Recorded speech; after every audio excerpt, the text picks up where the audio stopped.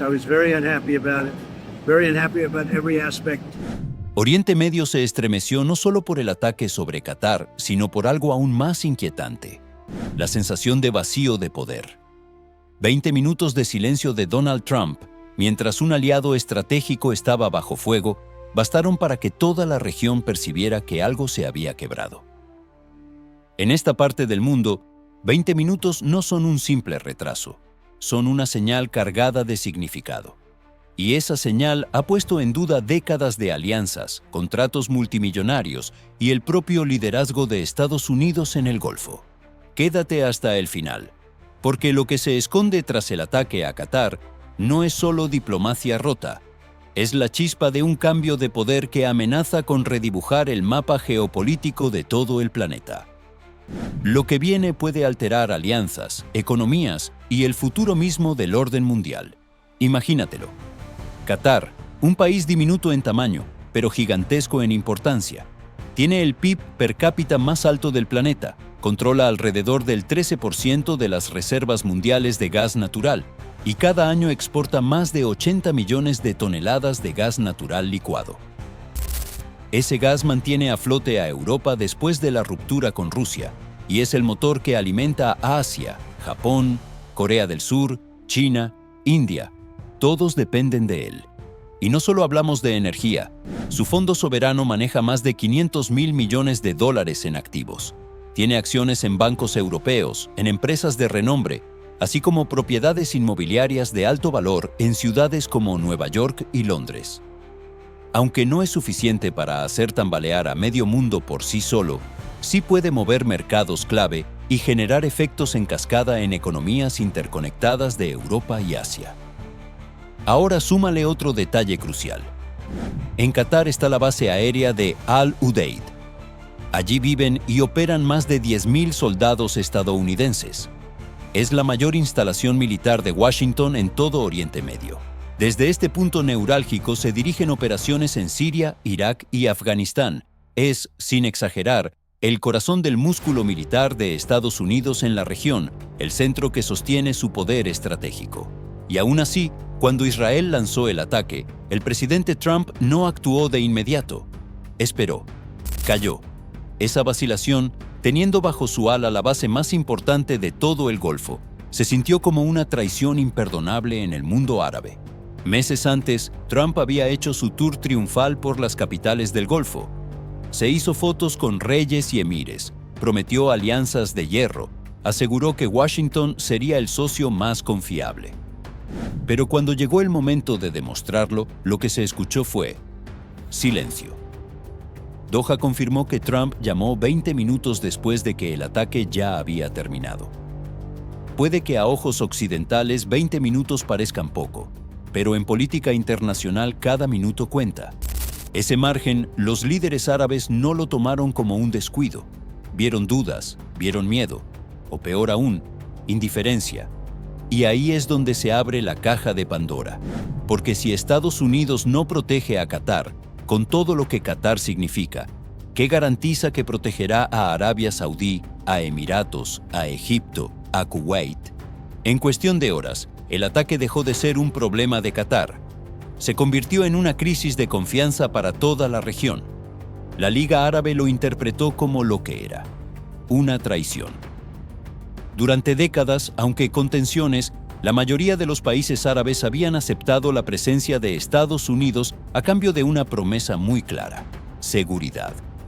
Washington era el guardián, el garante, el hermano mayor, que con todo su poder mantenía a raya cualquier amenaza. Ese pacto fue la base de cada compra de armas, de cada acuerdo petrolero en dólares, de cada cumbre diplomática. Pero esa noche, con el silencio de Trump, ese pacto se rompió. Y en Oriente Medio, cuando la confianza se pierde, no se recupera fácilmente. Por otra parte, Rusia lo entendió al instante. Moscú no perdió ni un minuto en llenar el vacío. Mientras Washington dudaba, el ministro de Exteriores ruso salía ante las cámaras para condenar el ataque con palabras firmes. Prometió apoyo, ofreció cooperación en inteligencia y recordó que Rusia no impone, coopera. justo las palabras que las monarquías del Golfo querían escuchar. En paralelo, China vio una oportunidad de oro.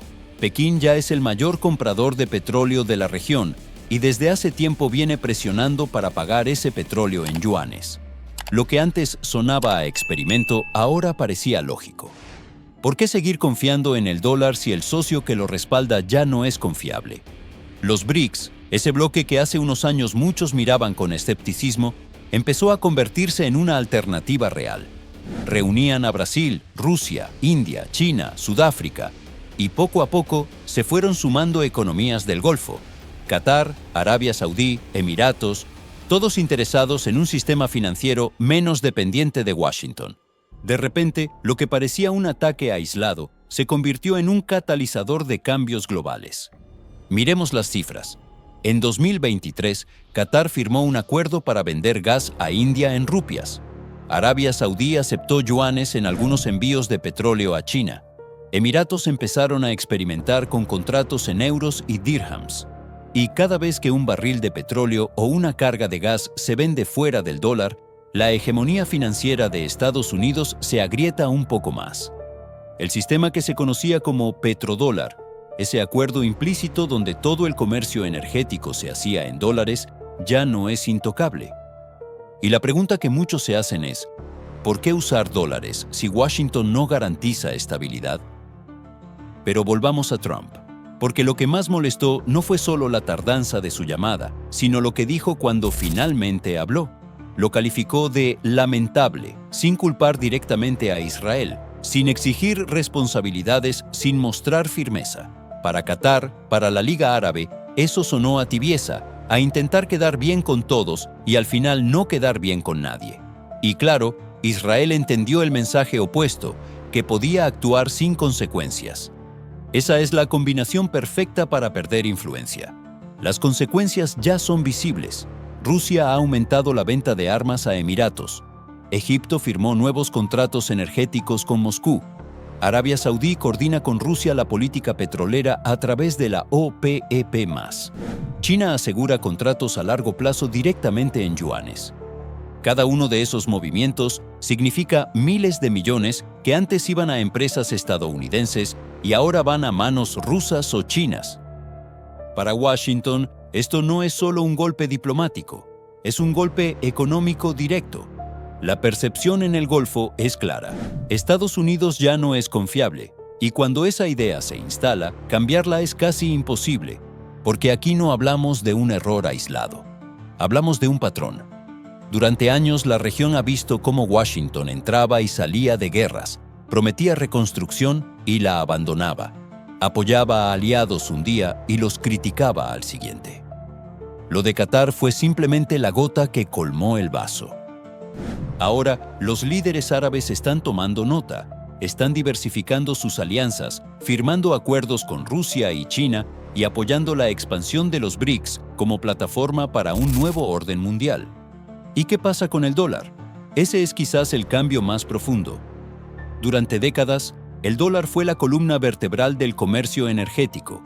Cada barril de petróleo, cada tonelada de gas, se negociaba en dólares. Eso le daba a Estados Unidos un poder increíble.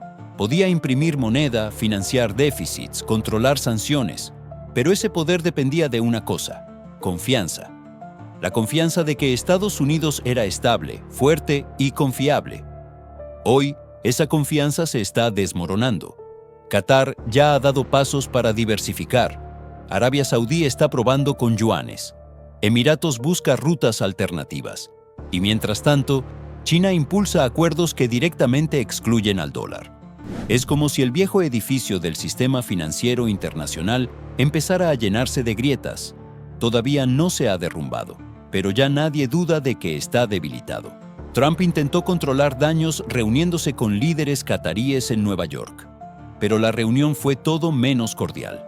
Qatar no llegó a escuchar promesas vacías, llegó con exigencias, con el respaldo de ser indispensable para Europa y Asia en materia energética y con alternativas reales en Moscú y Pekín. Trump, en cambio, solo tenía palabras. Condenó el ataque con tono suave, sin medidas concretas, sin comprometerse a exigirle cuentas a Israel. Y eso, para los árabes, no es liderazgo, es debilidad. Y la debilidad en política internacional se paga cara.